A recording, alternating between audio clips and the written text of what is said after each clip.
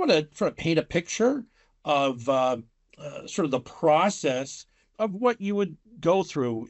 Those of you who've already started the process of looking at Athena, moving to athenaOne, that is.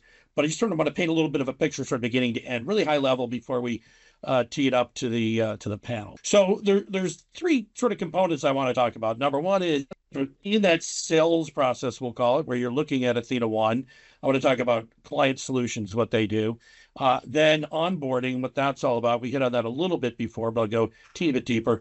And then customer success. And I feel a little bit like I've got Ken looking at me while I'm talking about that, since he's the VP of customer success, but he can always straighten me out if I say anything wrong. So just in terms of when you're looking at athenaOne, making this move, we have a team we call our client solutions group. And they're folks that come from really all across different aspects of Athena, and often sometimes our customers as well. They could be coming from onboarding, from the customer success, from operations, et cetera.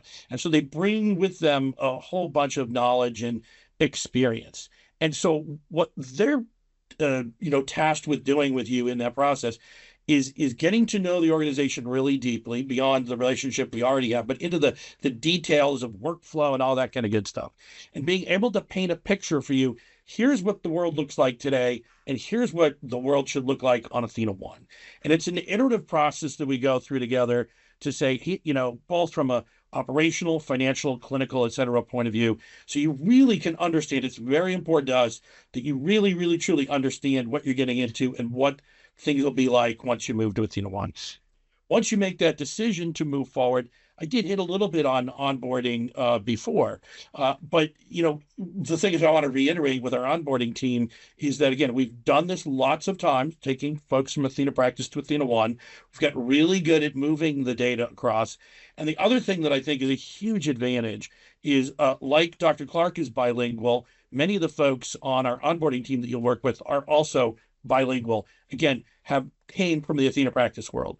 So they understand Athena practice, they understand the language, they understand the product, and they're a great resource to help you make that move across over to athenaOne.